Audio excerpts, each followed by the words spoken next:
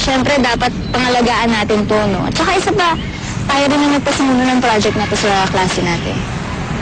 Alam mo, I'm sure magiging successful to kasi galing mo mag-alaga eh. Kaya dapat ikaw inaalagaan ka din. At nang babola ka na naman, anong kailangan mo? Wala naman. Ay, ano na lang pala. Sa Sabado, imbitahin kita. Kasi syempre, di ba? Second bansa rin natin. Ano mo na? Labas tayo. Pag matagal na kaya tayo, maalala mo pa rin yung anniversary natin. Ayan ka na naman. Tamang duda ka na naman eh. Yan tayo eh. Yan tayo eh. Hindi, naisip ko lang. Kasi, di ba dadating din naman sa point na magsasawa ka rin. Lalo na sa mga ganito, amoy lupa na ako, amoy araw. May lupa? Ano? Hindi. Sinasabi ko may lupa, kawain natin, napakan natin. Ikaw, kuya? Ikaw? Sabi ka naman, basta gulero ka naman. Hindi, syempre kasi alam mo, ayoko may tumatawag si girlfriend ko na amoy lupa at amoy araw. Kasi para sa akin, ikaw ang pinakamaganda. Pinakanabango. Halika na, tuloy na natin to. Doon ka kasi. Doon ka. Tutulungan na kita. Ayaw mo kailangan. Doon na lang. Okay, sige. Salamat sa paghatid. Parang ang layo. Alam mo, hindi ka ata marunong kaiga yung salaman mo. Ganun mo.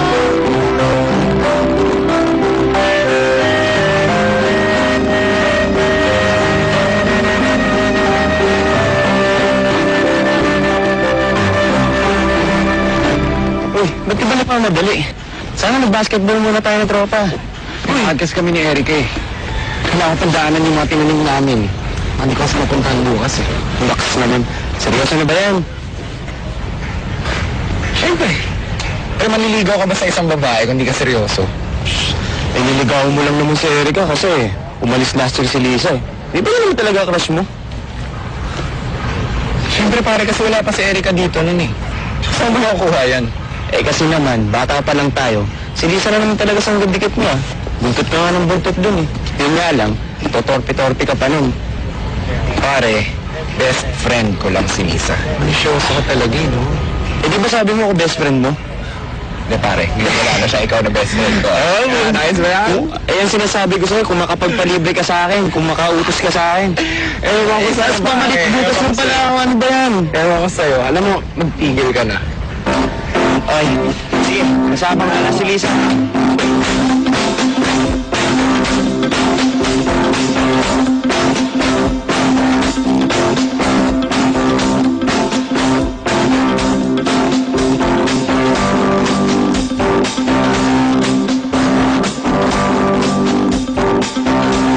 Lisa! Beth! Anong ginagawa mo dito? Dito lang ako for good eh. Ito mo na nagpasabi? Biglaan din naman eh. Ang message kita sa Facebook eh. Hindi ko na nabubuksan kasi yun, kaya hindi ko siguro nababasa.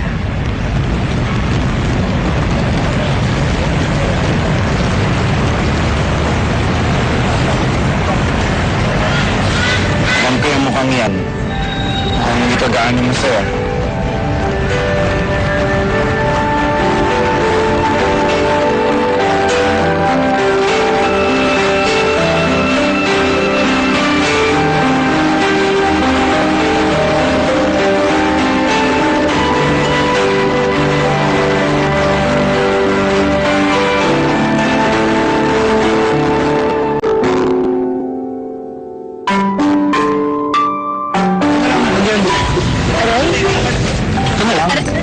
Aray! Oh, Lisa. Ito nga muna. Sandali.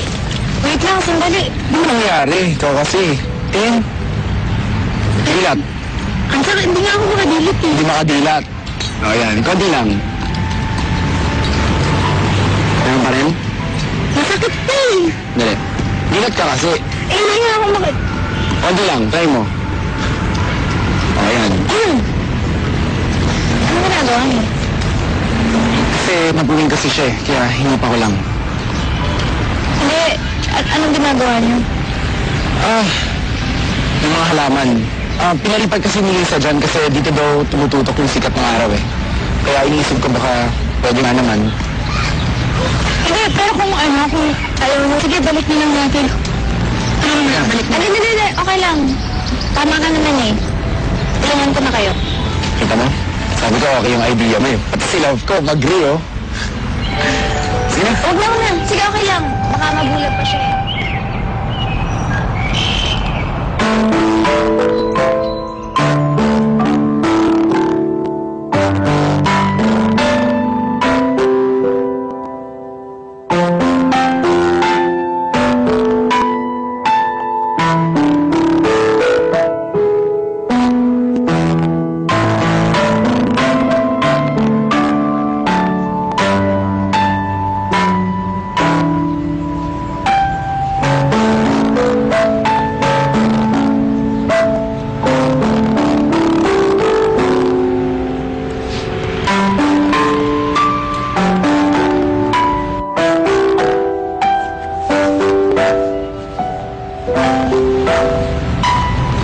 Uy, ba't solo ka dyan?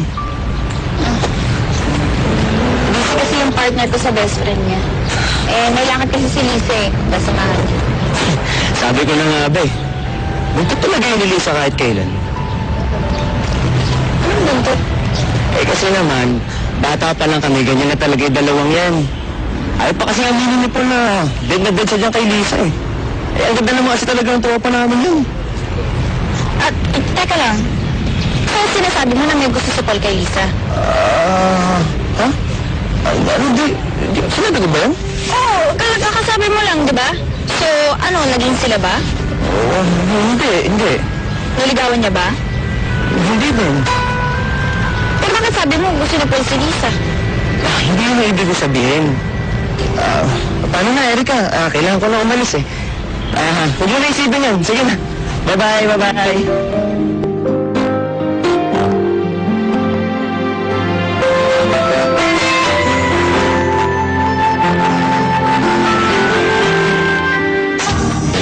Sa'yo'y hindi mawawala.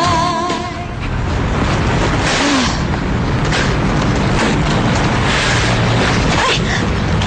Ano ba? Hindi mo tumigil sa ginadaanan mo? Ang lago! Sorry naman. May hinahanap kasi ako eh. Girlfriend ko. Si Lisa. Wala kasi siya sa kanila. Nakapagsabi baka nandito daw. Wala siya rito. Kasama ng boyfriend ko. At kung nasan man sila, sigurado akong nag-enjoy sila ngayon. Parehas pa tayong niloloko. Grabe ko ba? Okay ka lang? Ano nga? Close ba tayo? Ano na?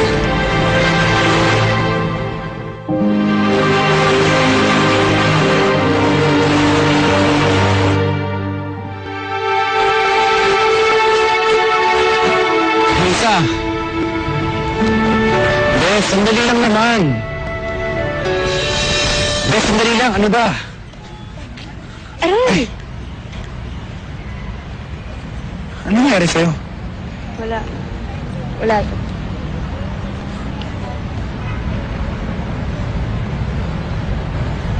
Nahanap ka niya? Nahanap ka ng boyfriend mo? Pwede ba huwag na natin ito pag-usapan?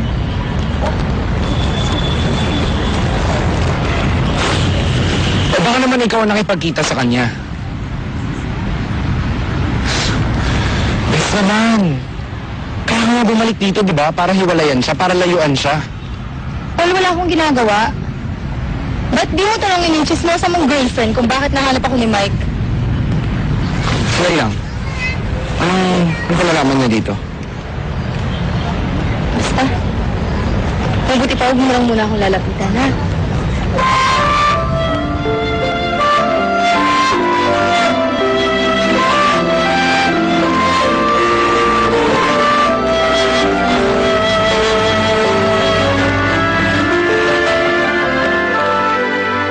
Kailangan siya bumalik dito para maiwasan yung Mike na yun eh. Tapos ikaw, nung natuntun mo siya, pinahamak mo pa. Bakit? Alam ko ba na gano'n ang kalaki yung problema nila? Kung sinabi mo sa akin, edi sana hindi sila umabot sa ganito. Ba't ka sasabihin sa'yo? Pero silang na problema nila yun eh. Nasabi ko lang naman yun. Dahil nainis ako. Bakit? Dahil nagsiselos ka. Ilang beses ko masasabihin sa'yo magkaibigan lang kami. Kaibigan lang ba talaga? Eh, para mas importante pa siya kaysa sa akin eh. Dahil pinahamak mo siya. Tignan mo, lumayo sa akin yung kaibigan ko dahil sa'yo. Oh, kita mo na kung makareact ka? Eh, di mas pinipili mo nga siya. Sandali lang. Hindi mo kasi naiintindihan eh. Kaibigan ko siya, girlfriend kita. Pareho kayo importante sa akin. Hindi ko maintindihan kung bakit mo ako pinapapili. Buti pa huwag muna tayo magkita-kita para makapag-isip.